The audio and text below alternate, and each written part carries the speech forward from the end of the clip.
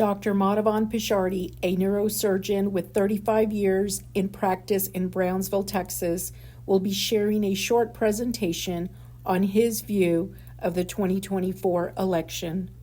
I'm making this video because of the widespread recent allegations about ex-President Trump being a racist and a fascist. I totally disagree with these allegations.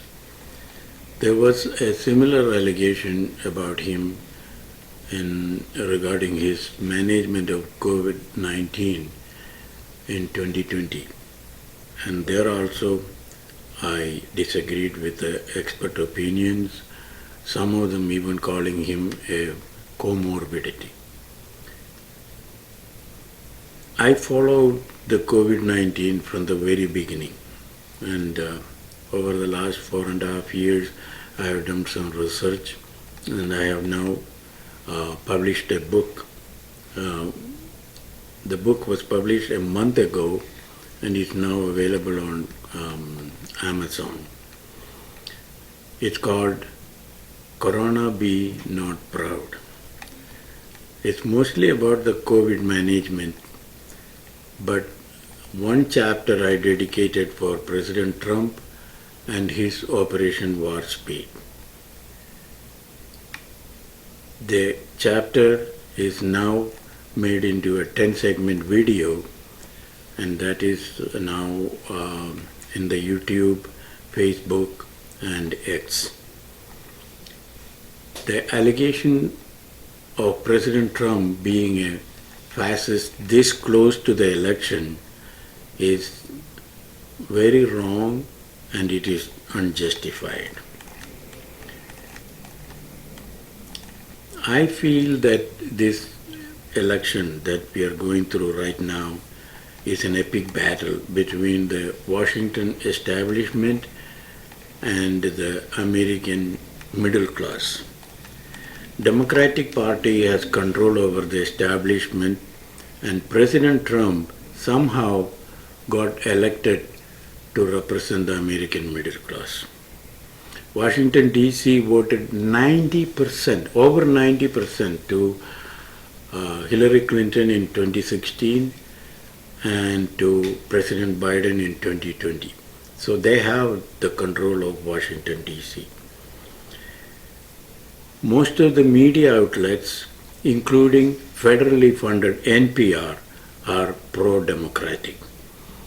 There has been statements to the effect that NPR had suppressed news that were favorable to President Trump. The middle class showed its strength by electing President Trump in 2016. In 2020, the election got disorganized, mostly because of COVID-19, but also many other factors. I don't want to go into those details. But the election was disorganized, and as a result, the middle class and President Trump lost out. The American middle class, that is a very powerful group. It's made up of tax-paying workers and small businesses. It does not discriminate on the basis of race, gender, or ethnicity.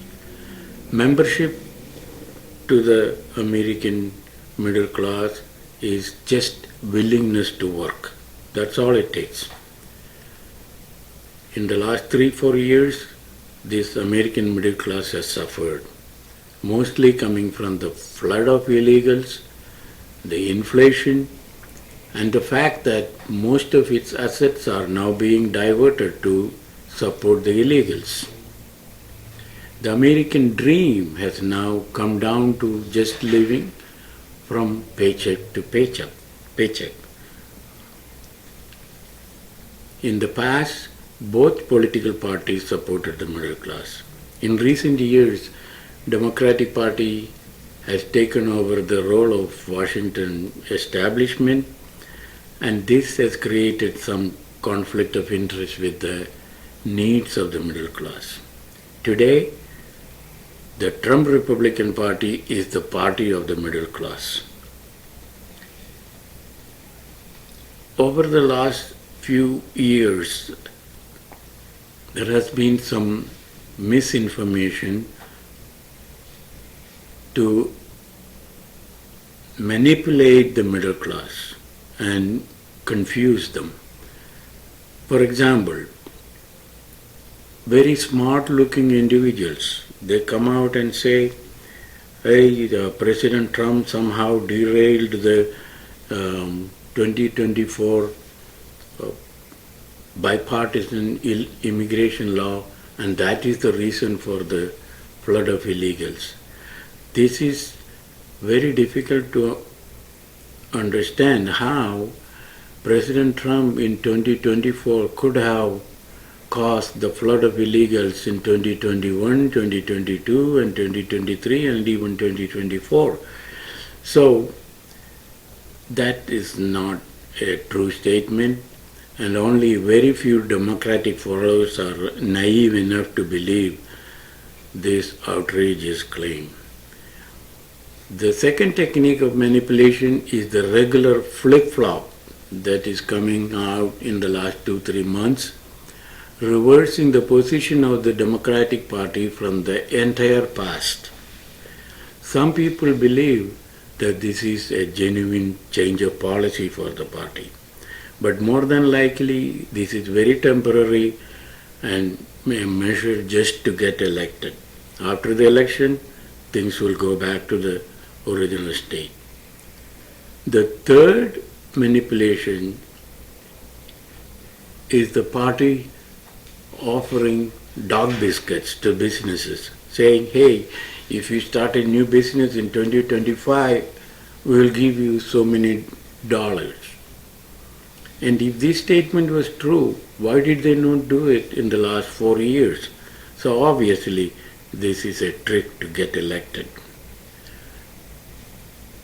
The Washington establishment somehow seems to want to convert this country into a one-party nation, and that is going to be a real problem. The strength of Washington, D.C., and if the country goes into a single-party nation, can lead to the illegal immigrants, all of them, about 30 million or so, getting voting rights. Only yesterday, the Supreme Court ruled that only citizens can vote in this country. But 3 of the left-leaning judges dissented to this opinion. And what does that show? That shows that if the Supreme Court is packed, as have been threatened in the last several years, the illegals can get voting rights.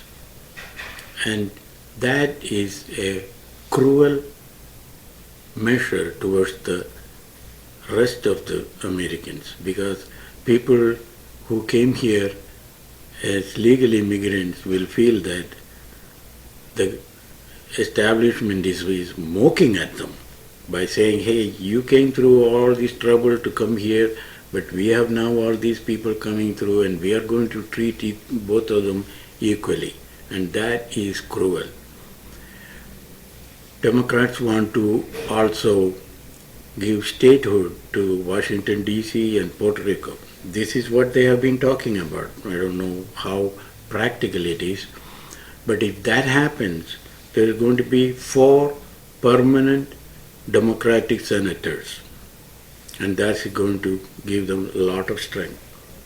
And if you add elimination of filibuster to this equation, then the remaining Republicans will have no influence in the administration. By eliminating the Electoral College, which is also being promised by the Democratic Party, the strength of the illegal voting bloc is going to increase. Altogether, these measures are going to make the country a single-party nation for all practical purposes, and the Republican Party can forget about getting any majority for decades to come. So what is the problem with the single party? If it is desirable for probably half of the country, why not we get it that way? There is going to be some problem, because if any country that becomes a single party ruled nation, there is going to be corruption. And you can see that in many other countries which have similar administrations. And more importantly, this will take away our leadership position in the world. United States is enjoying a leadership position, and it has enjoyed that for a long time in the world, and that is going to be eliminated.